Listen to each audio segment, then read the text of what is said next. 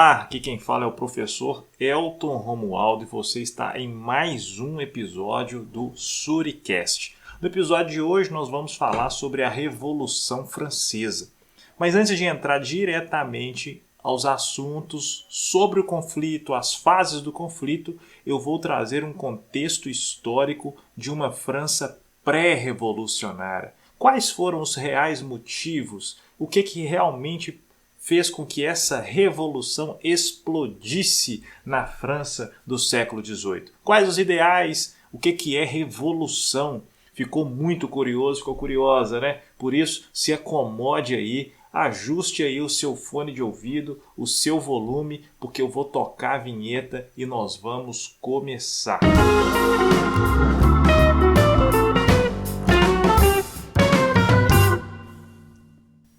Bom, então, já acomodados e antes de conhecer os fatores que provocaram a Revolução Francesa, eu vou, na verdade, iniciar mostrando o que de fato deve ser levado em consideração inicialmente, né, que é o conceito de revolução. Revolução é uma mudança radical e foi exatamente o que aconteceu na França, né, o que começou naquele momento da história francesa. O país deu início a um processo de profundas transformações, não apenas em relação à organização do poder político, mas também a todas as esferas da sociedade, interferindo até mesmo na maneira de pensar dos indivíduos. E isso está diretamente ligado, por exemplo, às ideias iluministas, né, que estavam ali no seu apogeu naquele contexto ali de toda a Europa, mas em particular na França. Então esses movimentos revolucionários, a sociedade do antigo regime, foram derrubados na França sobre uma nova ordem social, sobre um novo conceito social. E isso foi construído a partir das ideias liberais e da filosofia iluminista. Essas ideias, ou contra as injustiças, as ideias em defesa das liberdades individuais, dos valores ou dos direitos inalienáveis, de cidadania, de democracia, foram introduzidas não apenas na sociedade francesa, pois esse ideário revolucionário, como eu mencionei, ele estava ali extrapolando os limites da França, ecoando também em vários lugares. Isso teve reflexo no Brasil, teve reflexo na Inglaterra, ali mais ou menos em paralelo ocorrendo as revoluções industriais, enfim. Então muita coisa estava acontecendo ali naquele contexto, Mas enfim, ao derrubar o antigo regime francês, a proposta dessa Revolução Francesa era abrir novos caminhos. Caminhos esses que, para o absolutismo e as sociedades estamentais, eram aparentemente contestados, também no restante da Europa. O que eu quero dizer? Que ao derrubar o antigo regime, a Revolução Francesa abriu um caminho para que o absolutismo deixasse de ter esse protagonismo no cenário europeu. A ideia era que essas ideias revolucionárias fossem mais longe, que elas conseguissem atravessar o Atlântico, que chegasse à América, que ao defender o direito dos povos de lutar contra governos opressores, fizessem com que essa revolução influenciasse vários movimentos de luta pela liberdade, contra a opressão colonial, enfim. A Revolução Francesa, ela não apenas transformou profundamente a França, como também lançou as bases para que mudanças significativas acontecessem em diferentes partes do mundo. A defesa de valores universais imprimiu a essa revolução um caráter global, tanto que ela é um marco do fim de uma idade que nós chamamos de moderna para o início de uma idade contemporânea, porque ela muda por completo as bases sociais, Então isso é uma coisa muito interessante. E a partir daí, a defesa desses valores universais, como eu acabei de mencionar, deu esse aspecto, de originalidade, deu uma marca mais significativa à Revolução Francesa. A França pré-revolucionária, ou seja, o país passava por uma grande instabilidade, Era uma grave instabilidade em vários setores dessa sociedade francesa. Períodos como esse geram insatisfação. E lá na França não foi diferente. Então, ou seja, a partir daí que surgiu uma revolta, né? Tinha-se uma crise econômica, as despesas do Estado francês eram sempre muito maiores do que a da sua receita, ou seja, eles tinham uma dívida muito grande comparada à quantidade de dinheiro que entrava. Isso tudo era proveniente de uma quantidade de dinheiro que é acumulado pela arrecadação dos impostos, que apesar de serem abusivos para a classe trabalhadora, camponesa, urbana e pelos pequenos burgueses, que tinham que pagar essas taxas altíssimas para cobrir os gastos excessivos de uma nobreza e também de um clero, né? Tem essa questão também. Então, ou seja, com esses desequilíbrios nas contas públicas, o Estado francês ficou seriamente endividado. O envolvimento da França em duas guerras, como desmedidos gastos militares, né, foram uma das principais causas da falência estatal. O primeiro foi a Guerra dos 7 Anos, que ocorreu em 1756 a 1763, que foi travada com a Inglaterra e os colonos na América do Norte por disputas territoriais. Nesse conflito, a França também perdeu o domínio do território da Índia para a Inglaterra, o que deixou a França ainda mais quebrada, pessoal. Mais tarde foi a vez do apoio francês ao processo de independência das 13 colônias contra a Inglaterra, ou seja, contra os Estados Unidos tentando a sua independência contra a Inglaterra, que ocorreu em 1776 a 1783. E daí, então, que surgiu os Estados Unidos da América. O apoio francês foi uma tentativa de vingança pela derrota contra a Inglaterra, mas acabou se tornando extremamente caro e desastroso para as finanças francesas, o que contribuiu, então, significativamente para o aumento de suas dívidas da crise financeira, que deixou, então, a França no colapso, a França no caos financeiro, né? E, claro, se você tem um país endividado, você tem impostos mais altos para tentar equilibrar, você tem um povo trabalhando consideravelmente mais, tendo menor poder de compra, tendo menor condições de poder adquirir uma propriedade, e isso cria muita insatisfação. E a França em particular, o povo francês em particular, eles não fazem piadas de momentos caóticos financeiros. Pelo contrário, eles vão à rua, eles vão lutar, eles vão exigir direitos, né? Mas vamos voltar. Muitos franceses criticaram a atitude do rei de apoiar a independência das 13 colônias, porque esse movimento, né, tinha sido inspirado por ideais iluministas. Claro, as 13 colônias está envolvida com esse movimento iluminista que surge a partir dali, esse direito aos recursos inalienáveis, né? Ou seja, você ter o direito de exigir direitos inalienáveis. Só que, por outro lado, essa França que estava ali apoiando as 13 colônias, que estava inspirada por ideais iluministas, ainda assim vivenciava um absolutismo monárquico. Então parecia uma contradição. Olha, você está defendendo um país a se libertar de um regime monárquico sendo monárquica. Esse é um grande problema. Mas além dessa crise financeira e dessas contradições aí políticas no qual entrou o governo francês, havia um outro grave problema no país, que era a fome, pessoal. Teve um período climático muito ruim na França, muito desfavorável, que resultou em más colheitas e numa profunda crise de abastecimento.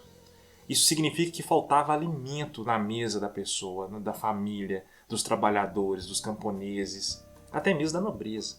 Então, seja, se está faltando comida, se está faltando dinheiro, se eu tenho que trabalhar muito, se a coisa não está boa para o meu lado, é o momento de eu chegar e protestar. Porque a falta do pão era o maior indicativo da crise agrícola e o símbolo da fome. O pão era a base, gente, de alimentação dos franceses. Daí o pãozinho francês, né? Em média, eles consumiam mais de 1 quilo por dia e o responsável por mais de 50% do consumo diário de calorias. Ou seja, a base da alimentação dos franceses era o pão. Assim, o cultivo de trigo era essencial e, ao mesmo tempo, era o maior problema francês naquela época. Em época de más colheitas e escassez do cereal, no caso o trigo, o preço do pão disparava. Somado aos impostos que se tinha que se pagar, a quantidade de trabalho que tinha que era desfavorável, eu trabalho muito, ganho pouco e pago muito caro para impostos e alimentação. Às vésperas da Revolução Francesa, a véspera de uma insatisfação, de um movimento que poderia revolucionar a história da França e de todo o mundo, em 1789, o custo do pão correspondia a 88% de um mês de salário dos trabalhadores urbanos, conhecidos como sans-culottes. Gente, 88% é muita coisa. A falta de alimentos, o aumento do custo de vida e a fome geraram uma grande agitação, uma insatisfação, um borbulho de incômodos populares no campo, nas cidades, entre a própria nobreza, dos pequenos burgueses que não conseguiam ter tanto lucro como gostariam, justamente pelas altas taxas que tinham que se pagar. Mas mesmo assim, diante das condições miseráveis da maioria da população, os grupos privilegiados mantinham seu estilo de vida extremamente luxuoso, de ostentação, passinho para lá, passinho para cá, ostentação na veia, e não estão nem aí porque que isso poderiam dar.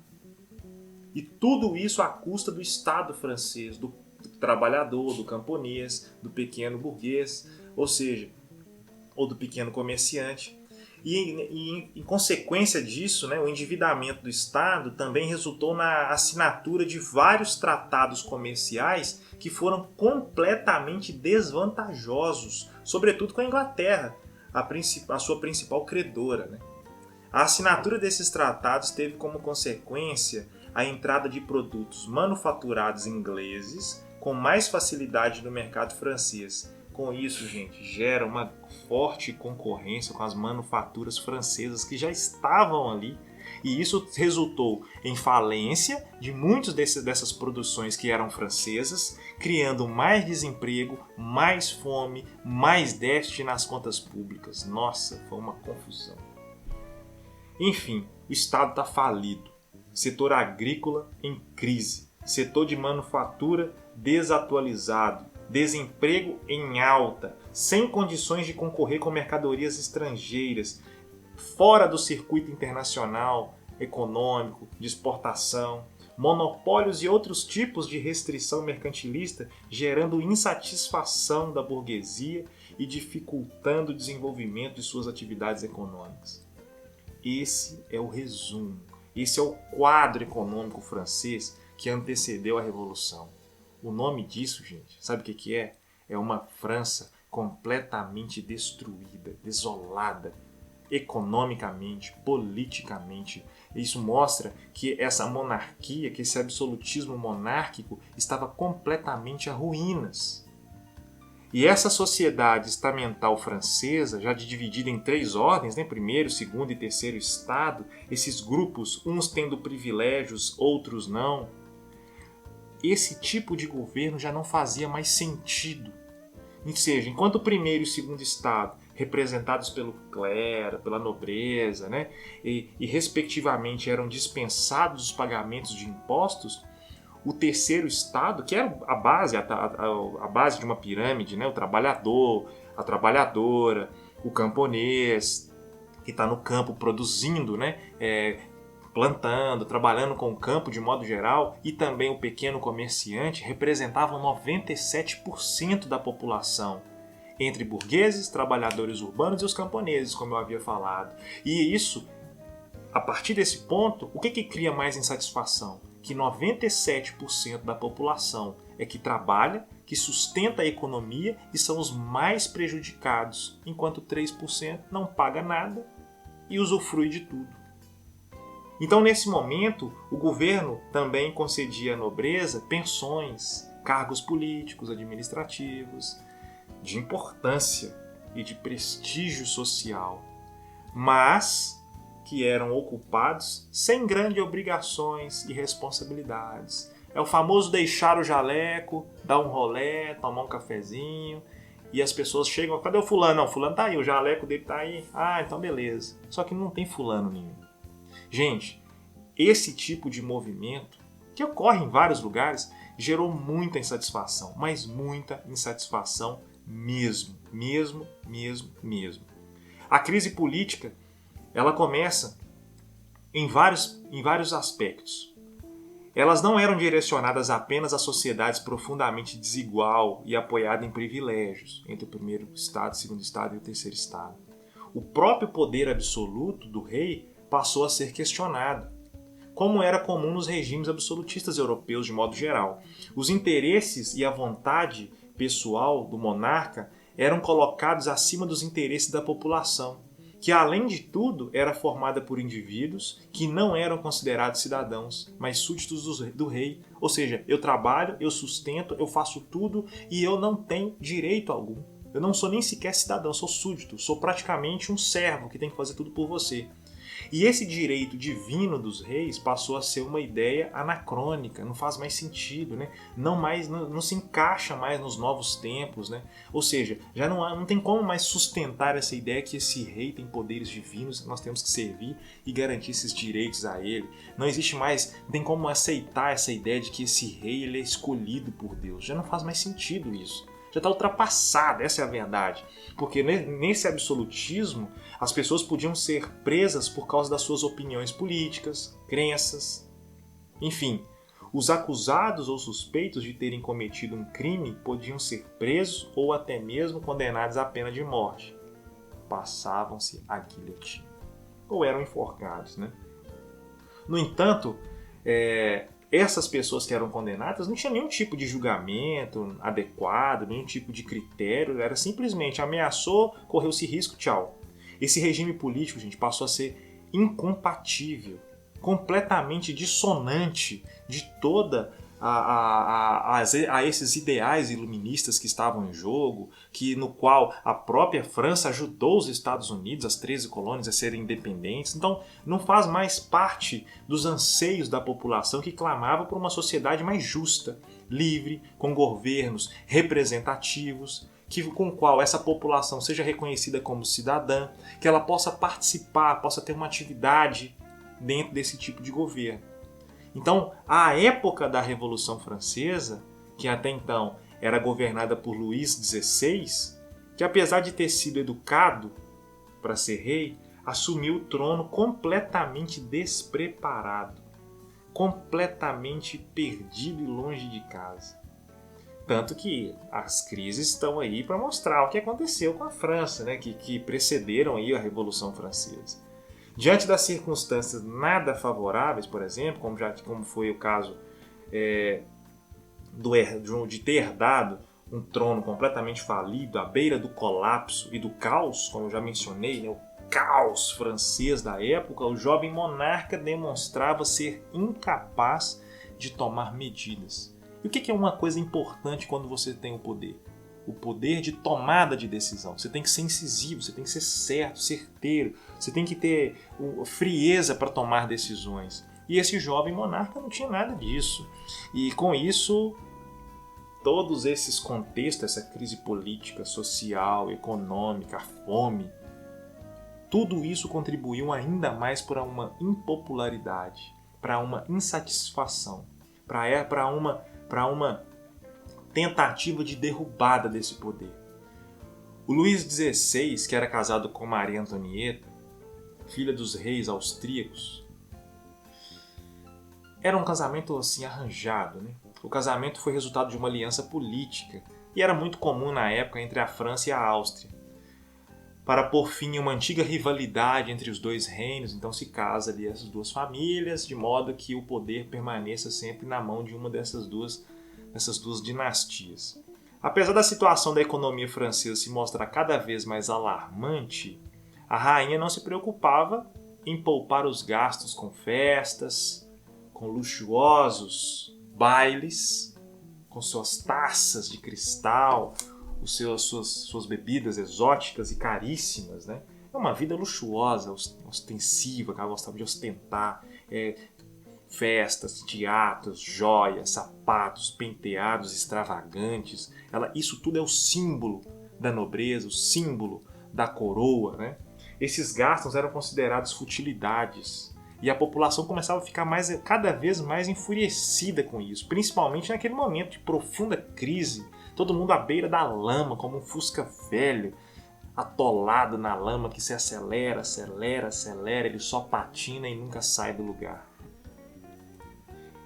E para piorar, Maria Antonieta costumava ser lembrada pela frase, abre aspas, se não tem pão, que comam brioches, fecha aspas. O que isso significa? Significa que a família real estava nem aí pro que estava acontecendo com a miséria popular, não estavam nem aí se o pessoal não tinha pão, se 88% do salário deles estava destinado exclusivamente para comprar pão. Ou seja, eles não iam comprar pão justamente porque não tinham condições financeiras para isso, os impostos eram muito altos. Então, essa frase fica completamente assim, um ícone para tentar derrubar esse poder que não fazia questão, que estava completamente deixando a miséria à deriva, a população à deriva. Era literalmente um descaso da família real com a população. A fala supostamente teria sido dita após uma pergunta da rainha sobre o desespero do povo, relacionada à falta de pão. Ou seja, gente, para que esse povo está preocupado com pão? Para quem come caviar, lagosta, salmão, não faz diferença nenhuma. Embora a frase tenha ficado famosa, não existem evidências concretas, é claro, que ela tenha sido pronunciada por ela. Então esse endereçamento da frase a ela. Mas independente disso, tendo ocorrido ou não, esse diálogo, o descaso com a população, era real. E aí sim, como os ânimos exaltados contra a rainha, vem então o colapso, vem então a revolução. Veio a partir daí os caminhos que levaram à revolução, o processo revolucionário. Vários eram os motivos, a partir de tudo que eu já falei até agora, de descontentamento da população, diante dessa crise que a França vivia, né? Tudo isso estava ali, a flor da pele, literalmente a flor da pele. E aí, gente, vem uma questão muito importante. O rei, na tentativa de resolver a situação financeira, né, fez a convocação dos Estados Gerais, uma assembleia, né, com representantes das 3 ordens sociais, para que propostas fossem debatidas e votadas. No entanto, caberia ao rei a opção de aceitá-las ou não, pois os Estados Gerais tinham caráter exclusivamente consultivo, ou seja, ele consultava, vamos ouvir a opinião da galera, vamos ouvir o que o povo acha, se eu não concordar, paciência. Se eu não aderir, o problema é seu. Eu faço o que eu quiser porque eu sou o rei. E desde o início as disputas foram acirradas, né? Com o clero e a nobreza mais empenhados em defender seus privilégios, direitos, isenções de impostos, etc. Então, eles estavam ali pressionando o rei para que mantivesse essas coisas, cobrasse do terceiro estado. Por outro lado, o voto, né, esse estatamento não era individual, o que beneficiava o primeiro e o segundo estado. Então, ou seja, o peso do voto caberia mais para o primeiro e para o segundo estado, e o terceiro estado ficava à deriva, porque ele era o lado mais fraco, o lado da corda mais fraco. Então, os 2 estados, primeiro e segundo estado, estavam unidos em torno da manutenção dos seus interesses, dos privilégios, né, dessa vida boêmia que eles levavam. E diante desse impasse frente ao terceiro estado, que era o desejo de fazer prevalecer suas ideias contra a sociedade de privilégios, que tentava inviabilizar esses privilégios, esses gastos luxuosos, essa ostentação do primeiro e do segundo estado, ficou como um lado mais fraco. E diante desse impasse, os representantes do terceiro estado separaram-se dos demais e instituíram uma Assembleia Nacional Constituinte. Ou seja, pessoal, os deputados se reuniram em uma sala vazia, ao lado do salão onde acontecia a reunião dos Estados Gerais, e juraram não interromper a reunião até que a Constituição fosse elaborada. Esse episódio ficou conhecido como Juramento do Jogo de Pella, de 20 de junho de 1789. Pois a sala ocupada pelos deputados, ou seja, esse salão, era para se jogar pela, né? Pela é uma espécie de jogo de tênis de salão. Eles estavam ocupando essa sala, fazendo essa reunião. Só que, ao mesmo tempo, quando eles desafiam o poder absolutista do rei, esse ato se tornou revolucionário, porque até então não tinha ocorrido nada disso. A elaboração de uma constituição, gente, significava restrições ao poder do rei. Coisas que o rei não poderia mais exercer de acordo com seus interesses, vontades pessoais, não poderia mais ter uma vida luxuosa, ele teria que seguir e obedecer rigorosamente às leis que estavam ali sendo estabelecidas naquele momento.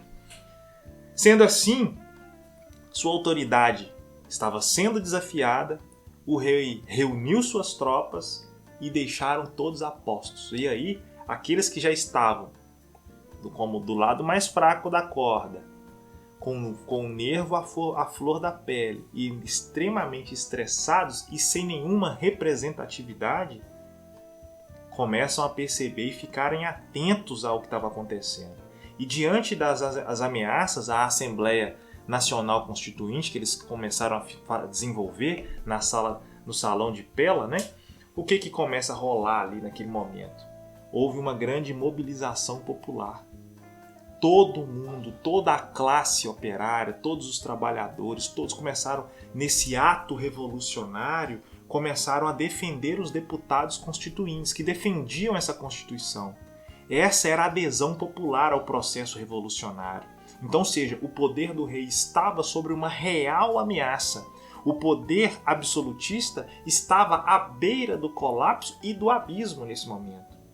Em busca de armas para conter as tropas do rei, que se preparavam para prender os deputados, o povo invadiu e derrubou a Bastilha, uma prisão do Estado, símbolo da opressão absolutista. Naquele momento, derrubar a Bastilha representava muito. Representa a queda do poder monárquico, a queda do poder absolutista. Apesar, claro, de estar praticamente vazia no dia da invasão, a Bastilha já tinha recebido muitos presos políticos, como alguns defensores das ideias iluministas que criticavam o poder do rei. Então o intuito não era liberar presos políticos necessariamente. Assim, claro que tem esse interesse, mas ela estava praticamente vazia. O intuito era mostrar o poder absolutista monárquico está em colapso. E nós vamos derrubar esse poder. É isso que está em jogo. Então, no autoritário regime absolutista, uma crise ao rei poderia levar alguém à prisão, sem direito a julgamento. Só que, além disso, várias outras arbitrariedades eram comuns. A queda da Bastilha, no dia 14 de julho de 1789, se tornou o grande símbolo do início da Revolução Francesa. Estamos aqui, gente, literalmente no início de uma era revolucionária, no início do período contemporâneo, porque literalmente a revolução havia começado. No desenrolar dos acontecimentos que foram ocorrendo em 1789, só para vocês terem uma noção, lá no campo alastrava-se o que ficou conhecido como Grande Medo. O que é isso? Episódios marcados por extrema violência que foram protagonizados por camponeses enfurecidos, estressados, assim, completamente enervecidos, né? Que começavam a linchar os nobres, a bater nos nobres, saquear as propriedades, incendiar castelos, acabar com tudo. É uma ira muito grande de se trabalhar muito e de não ter nada. E tudo isso começou a resultar num grande medo que foram abolidos os direitos e impostos feudais. Ou seja, acabou-se os impostos feudais, acabou esses direitos que eram colocados sobre os senhores feudais. E aí que entra a questão, isso claro, no campo, né? E aí que entra a questão, porque no desenrolar desses acontecimentos foi elaborado um documento que serviria de base para os rumos revolucionários, ou seja, uma declaração dos princípios que deveriam ser seguidos na elaboração da nova Constituição. Isso significa, nós temos aqui a primeira declaração, entre aspas, dos direitos humanos, mas claro, o nome era Declaração dos Direitos do Homem e do Cidadão. Já não é mais do súdito. Tem a palavra direito. As pessoas agora não têm só deveres, elas têm direitos e são consideradas cidadãos. Mas isso se restringe ao homem. beleza? O nome do documento revela não só o caráter universal dessa revolução, mas também a intenção dos revolucionários, né? Em colocar que essa declaração ela não tem apenas esse caráter aí de deveres, mas também de direitos, e também não necessariamente somente aos franceses, mas toda a pessoa que faz parte deste mundo, que faz parte desse contexto político-social, beleza? Ou seja, é uma declaração de direito, né? Desse homem, desse cidadão, no sentido singular, mas ao mesmo tempo sem pertencer necessariamente a essa nacionalidade francesa, né? Quando nós falamos que os homens nascem e permanecem livres e iguais em direitos, essa declaração, ao defender isso, estabelece as liberdades individuais e a igualdade de todos perante a lei. São direitos inalienáveis, a liberdade do indivíduo, a sua propriedade privada, etc. No entanto, quando isso é preservado, né, ou seja, a propriedade é preservada como um direito natural e inalienável, isso também demonstra que os principais interesses a serem resguardados eram os da burguesia, tanto que é uma revolução burguesa. Ela estava perdendo muito com isso. E que ela poderia, a partir daí, manter sua riqueza, começaria a se revelar, né, a partir desses anseios populares mais profundos, ou seja, ela começaria a se despontar. Em um determinado momento ela estava ali escondida, ela estava ali sofrendo, né, vamos colocar assim, com essa grande taxa de impostos, etc. E a partir desse momento ela começa a se despontar como uma grande força revolucionária que tende a tomar o poder. Mas até aqui, o que nós temos ainda é uma situação que antecede os atos revolucionários. Estou aplicando aqui para vocês, apresentando a vocês os contextos, né, antecessores a essa revolução que nós chamamos de Revolução Francesa. Claro, o marco histórico aí do início do que nós chamamos de idade ou período contemporâneo.